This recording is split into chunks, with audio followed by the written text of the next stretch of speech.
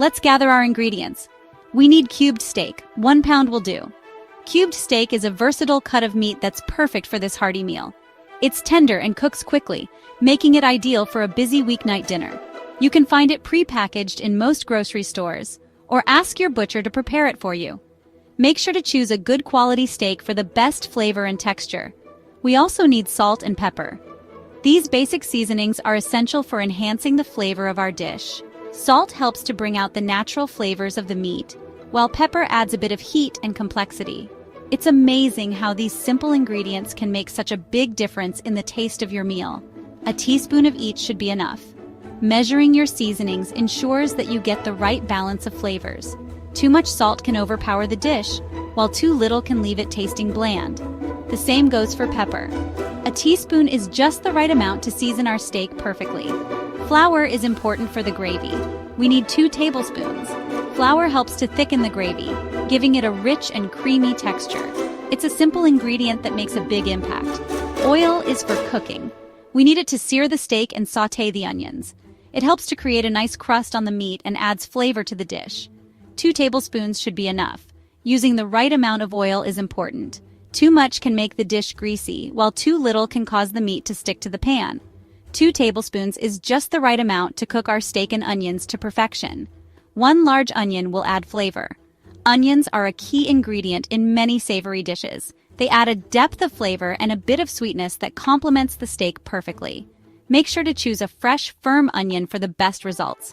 Finally, we need 1 can of beef broth. Beef broth adds a rich, savory flavor to the gravy.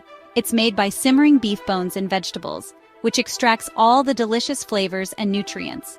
You can use store-bought broth or make your own at home for an even richer taste. These ingredients are easy to find at the grocery store. Most of them are pantry staples that you might already have at home. If not, a quick trip to the grocery store will get you everything you need.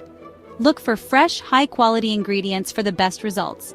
Cubed steak is usually in the meat section. You can find it alongside other cuts of beef. If you're not sure where to look, ask the butcher for help. They can point you in the right direction and even give you tips on how to cook it. Salt, pepper, and flour are in the baking aisle.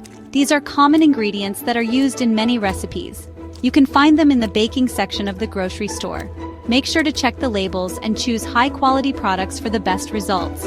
Oil and beef broth are in the soup aisle. These ingredients are often used in soups and stews, so you'll find them in the same section. Look for a good quality beef broth that has a rich, savory flavor. The oil should be a neutral cooking oil, like vegetable or canola oil. Onions are usually near the potatoes. In the produce section, you'll find onions alongside other root vegetables. Choose a large, firm onion for the best flavor. Fresh onions have a crisp texture and a sweet, pungent flavor that adds depth to our dish. With our ingredients ready, we can start cooking. Preparing your ingredients ahead of time makes the cooking process much smoother. Lay everything out on the counter so you can easily grab what you need.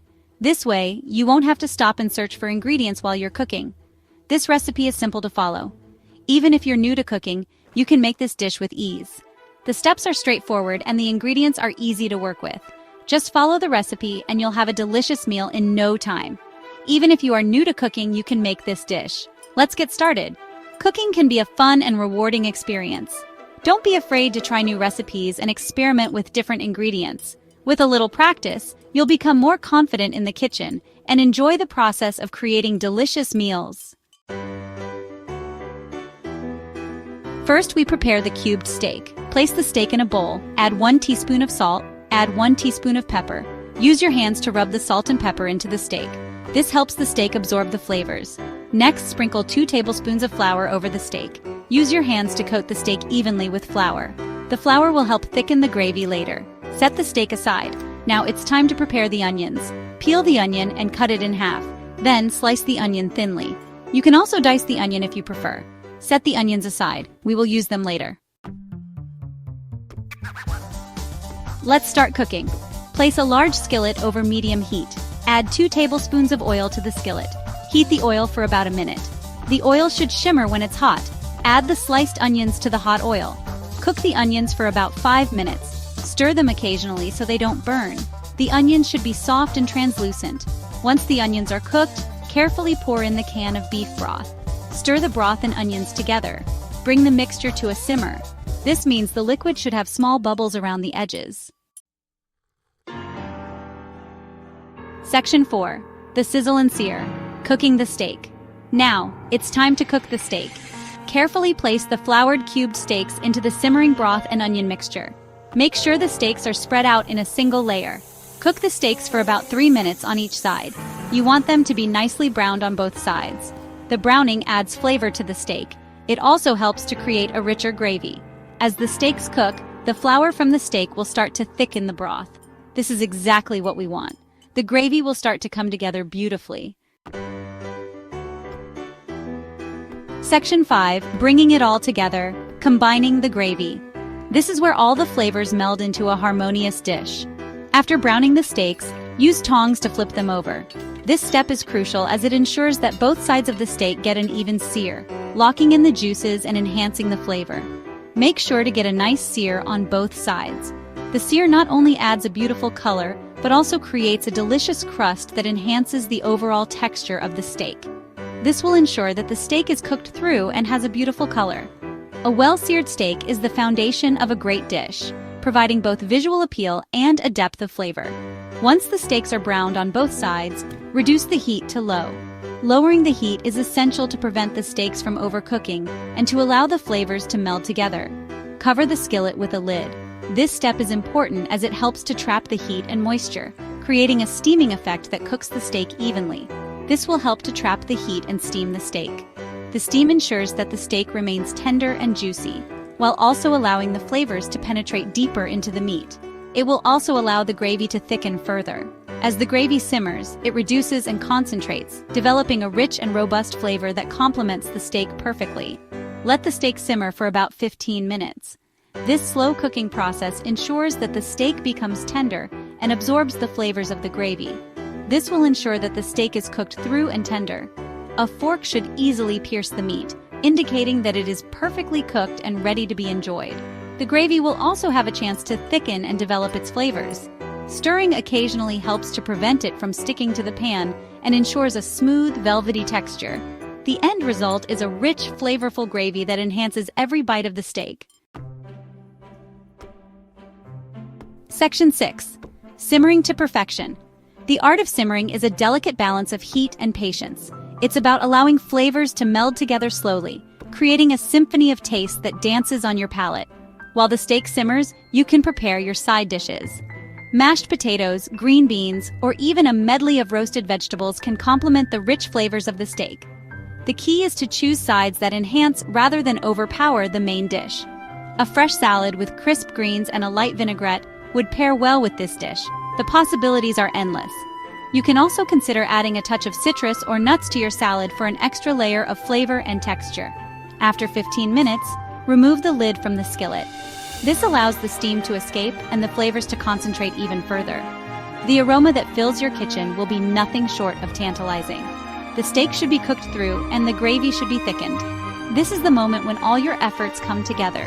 The meat will be tender, and the gravy will have a rich, velvety texture that coats the steak perfectly. If the gravy is too thin, you can simmer it uncovered for a few more minutes. This will allow the excess liquid to evaporate, thickening the gravy to your desired consistency. Remember, patience is key. If the gravy is too thick, you can add a little bit of water or beef broth to thin it out. Be cautious with the amount you add, as you don't want to dilute the flavors you've worked so hard to develop. Just be sure to stir it well and let it simmer for a few minutes to allow the flavors to meld. This final step ensures that every bite is a harmonious blend of taste and texture, making your dish truly unforgettable. Section 7. Serving and enjoying. Once the steak is cooked and the gravy is to your liking, it's time to serve. Spoon the steak and gravy over a bed of mashed potatoes, rice, or noodles. Garnish with fresh parsley or chives for an extra touch of flavor and color. Enjoy this hearty and flavorful meal with your loved ones. This recipe is sure to please everyone at the table. It's a classic comfort food that's perfect for any occasion.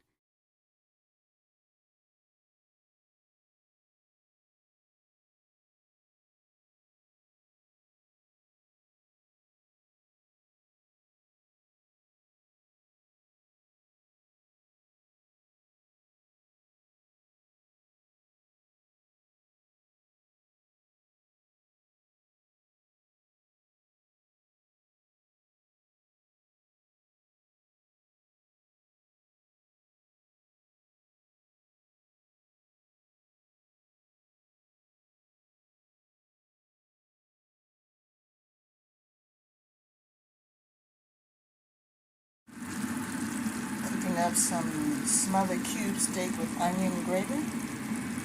And that's what we're having today. So I hope you're having a great day.